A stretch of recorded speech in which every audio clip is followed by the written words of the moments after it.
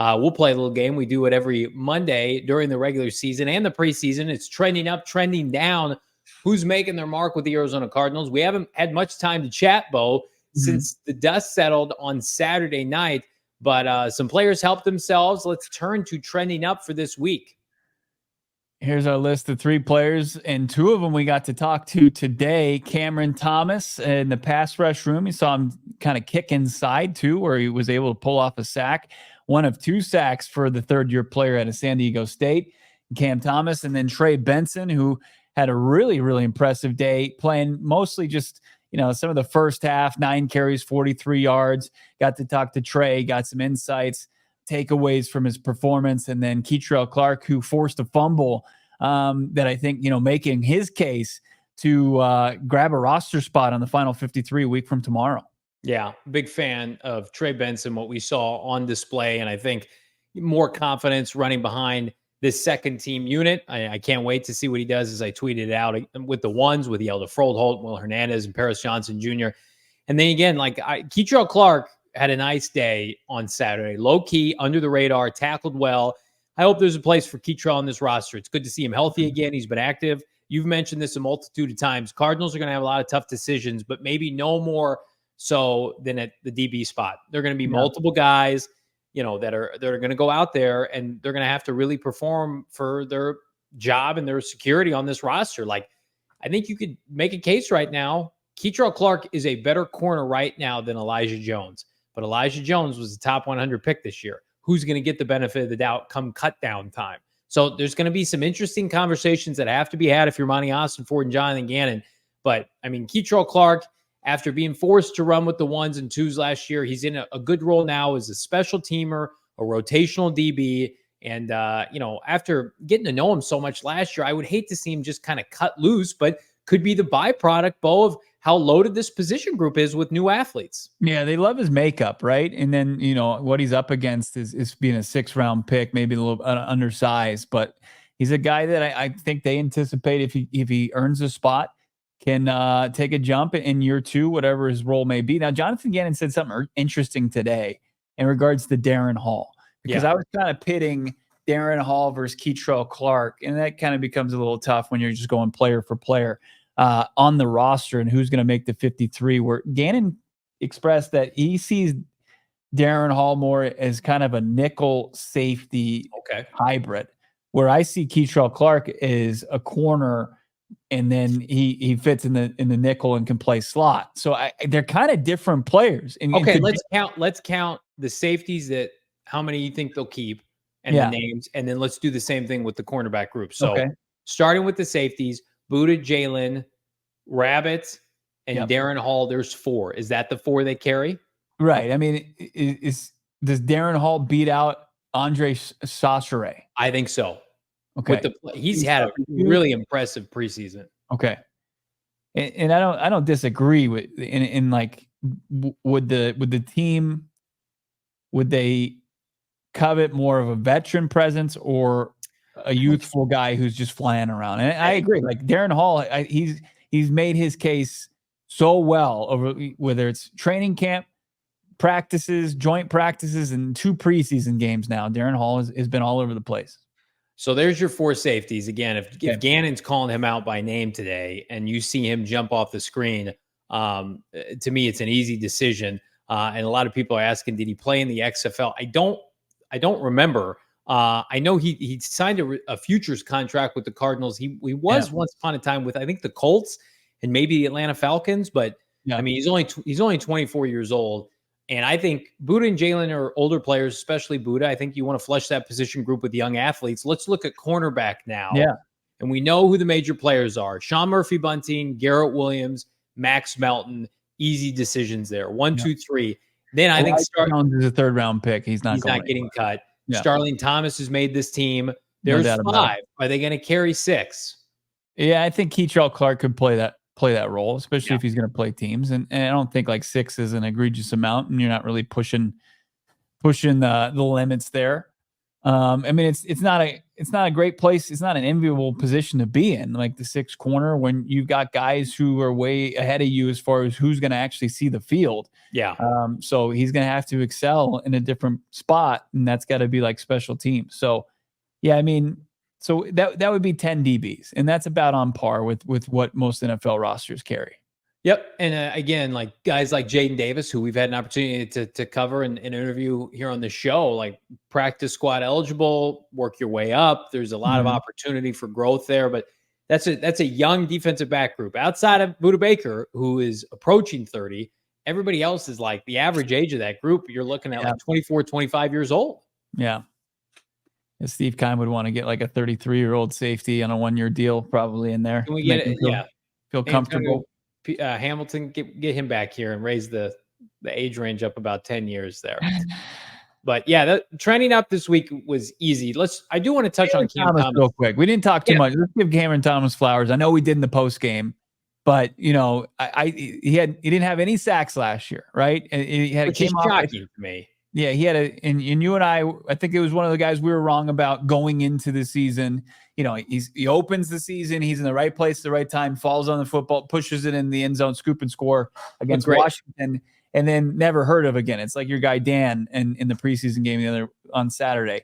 I didn't know where he was. I was concerned of him. But Cameron Thomas, like we didn't get anything as far as pressure on opposing quarterbacks, where that's all we really saw from him and from different spots. And, I talked to him, like first question I asked him today was like, look, you went from San Diego State to Vance Joseph's defense to Nick Rallis, Jonathan Gannon's defense. How much better are you feeling with that continuity, having the same play caller for the first time in your young career? And he's like, it's making a huge difference. Like he's just able to do what he needs to do. And he said that one of the things that Gannon kind of, asked him to do this offseason was focus on, throw his fastball more often. And it's really kind of, I think his repertoire, his fastball is getting after quarterbacks. So I think that they're just asking him to kind of narrow his focus on, putting pressure on opposing QBs. Is there a possibility? I know we've talked about the weight loss and the weight gain and having to remake his body a couple times. Yeah. Is there a possibility I'm not saying he was out of shape.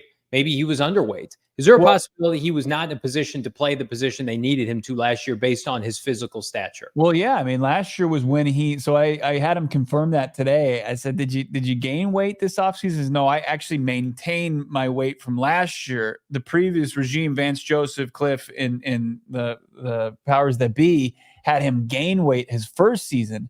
So he had dropped that weight last year.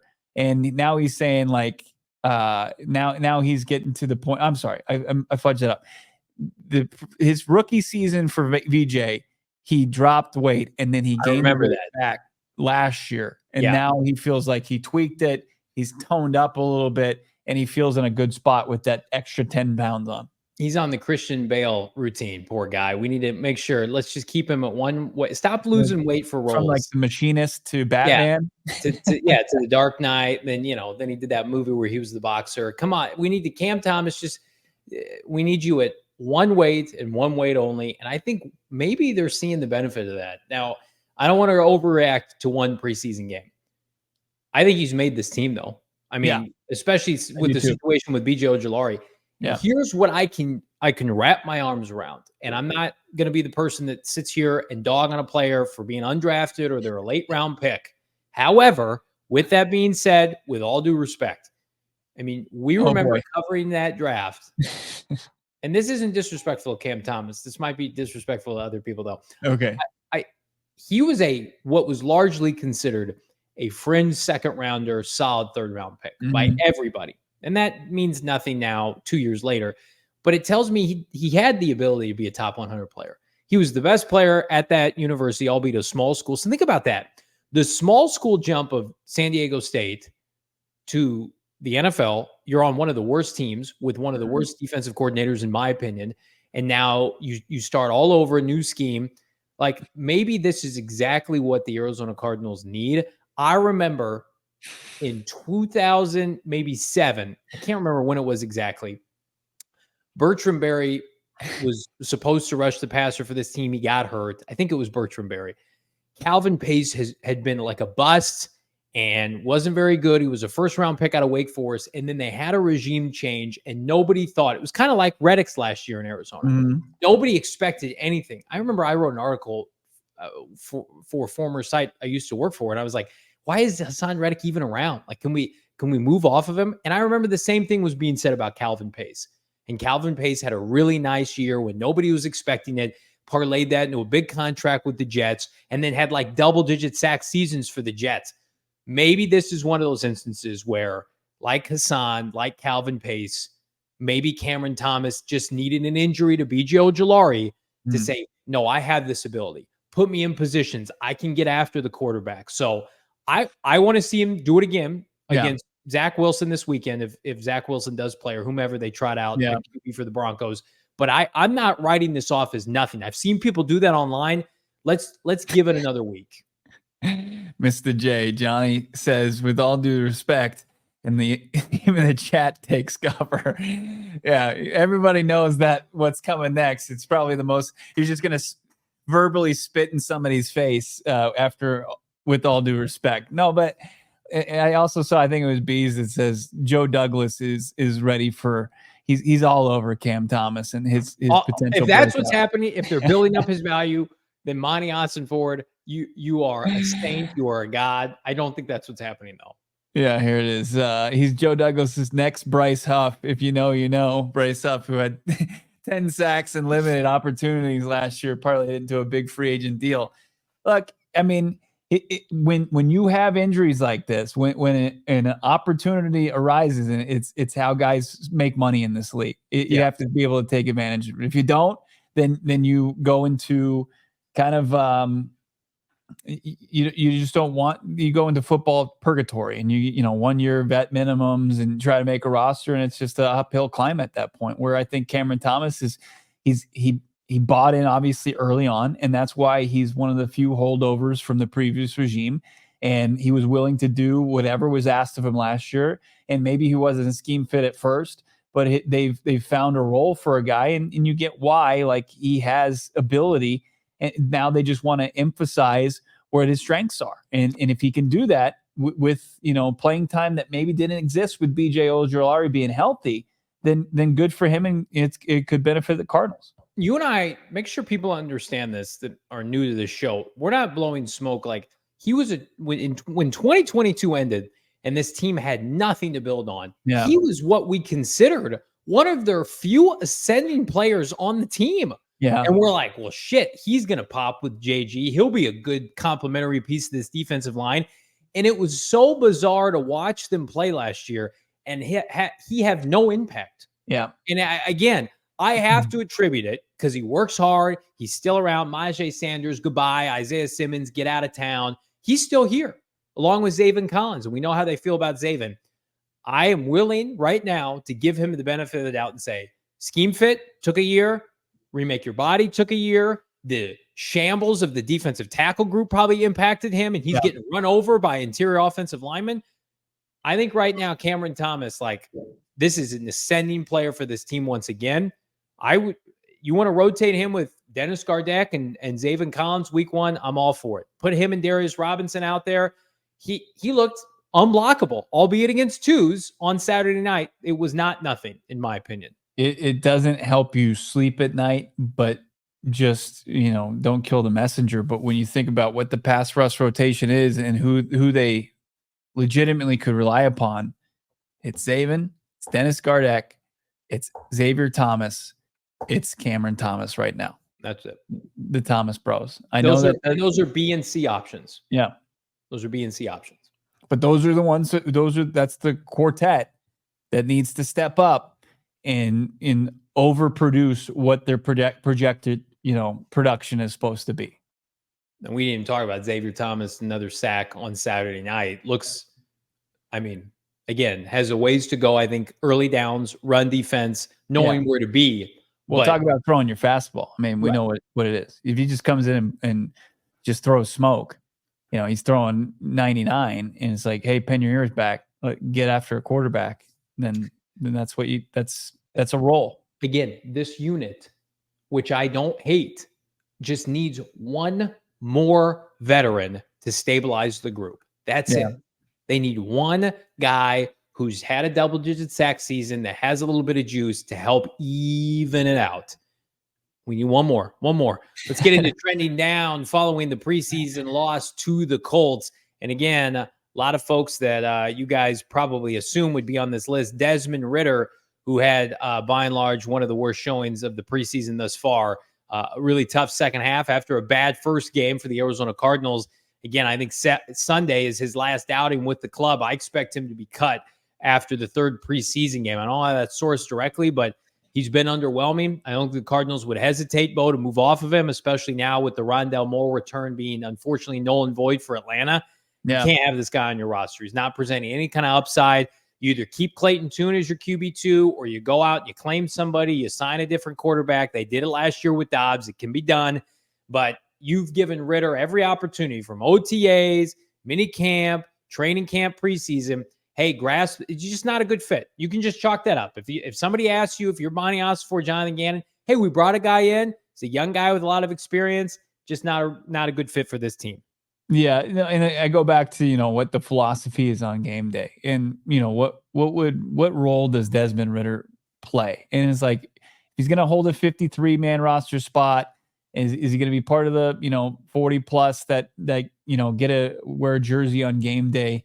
Like, it just doesn't make sense. The guy had not only a tough preseason performance, 6 for 10, just really wasn't able to move the ball with him at quarterback, with the offense, has led the Cardinals to just 3 points in 2 halves of football. It just hasn't been productive. And then, he gets in a 2-minute drill in the joint practices, and in first play, he overthrows his receiver and hits a safety right between the numbers. It's just, It's been a brutal camp and preseason for Ridder. And I just don't know where is it? Like, where's the upside? What's the point of keeping him on the roster? I saw Josh Weinfuss tweet out. He talked to a source within the organization, and, they felt like maybe the quarterback, the backup, and I don't know how much I believe this is not even on the roster, but maybe like a third quarterback. Like, I don't see them keeping Ridder. Like, I could see them changing somebody in for Ridder before the start of the regular season. I just don't see the point now after seeing him perform throughout the preseason and training camp. Christian Jones right now feels like a guy who needs a developmental year. And again, I don't want to knock a rookie, but he had a tough night Saturday night. And what makes it harder for Christian Jones is the rest of this rookie class has performed relatively high. I know Isaiah Adams has his ebbs and flows, but if you look at a lot of the analytic breakdowns, Adams been a tremendous run blocker. You look at his PFF grade, like his physical tools are on display, whereas Christian Jones is a tackle. You got to be a little bit more refined. So I think his roster spot right now is tentative. I think he still makes it at the end of the day, but he's not going to be the swing tackle. I think Kelvin Beacham's in line to take that job. So Christian Jones really will just have to be a sponge this year, have an opportunity to learn from a lot of good veterans. I mean, he's got 3 really good players ahead of him on the depth chart if he makes this team. But again, you just see the speed of the NFL compared to the Big 12 last year. He's been in college for a long time. There's an adjustment period that he's going through right now. And unfortunately, it was on full display on Saturday. Yeah, and that's one of the main reasons that Monty Ossenfort, each and every offseason now that he's been at the helm of the Cardinals, been their architect, is he'll lock up some veterans on some team-friendly deals just so they have them in place that, they want to draft and develop if some of these guys need a little bit more seasoning. And Christian Jones is absolutely one of those guys. When you start crunching the numbers, it's you've got Paris Johnson Jr. as your starting left tackle. You've got Jonah Williams as your starting right tackle, and then you've got Beach as your swing. And I think you have the luxury of that trio of stashing a guy like Christian Jones because you want tackle depth, and I think you want something a little bit more upside than Elijah Wilkinson. And I know, like, some of you think I'm joking by saying that, but I mean that's obvious. And then, like, who else would be a tackle? Like an Austin Pleasance, who's been kind of a journeyman early in his career. Like, I think Christian Jones gets the benefit. And like, I think 5th round is probably the round where, you're not necessarily guaranteed a roster spot. You don't want to miss on 5th round picks, but it doesn't exactly just guarantee a spot after your first training camp and preseason. Well, we all like that pick. I don't want to say everybody, but we sat there late on day 3, and that was good value. Yeah. Again, I'm not burying the kid yet. He's got a chance to go out and compete on Sunday, but like, I like the value. And again, the rest of this rookie class, good Lord, it's on fire. Kudos to Monty Ossenford, which makes this decision very difficult. Is Victor Dimukeje going to make this team? It looked like he had not 1, not 2, 3 opportunities to sack quarterback on Saturday. Multiple looked like scheme fits or scheme designs to free him up. Could not make the quarterback uncomfortable for Indianapolis. Couldn't finish. And if I understand, if you're in an opportunity to play special teams, Victor Dimukeje, that's where most of your value is going to be. You had 4 sacks last year. But right now, I mean, in my opinion, you've been passed up by Xavier Thomas. I don't think that's a question. And then Cameron Thomas just reinserted his name into the discussion on Saturday night. So I think Victor Dimukeje, Jesse Luketa, these guys Luketa did have the strip sack that was nullified. So I want to give him credit. But Dimukeje right now, if you're not sacking third stringers unblocked in a preseason game, and that's what it was. It was a third string QB for Indianapolis. Yeah. You're going to tell me you're going to sack Josh Allen in week 1. Those are expectations we have for you. No, that's not realistic. We all silly like the mayor.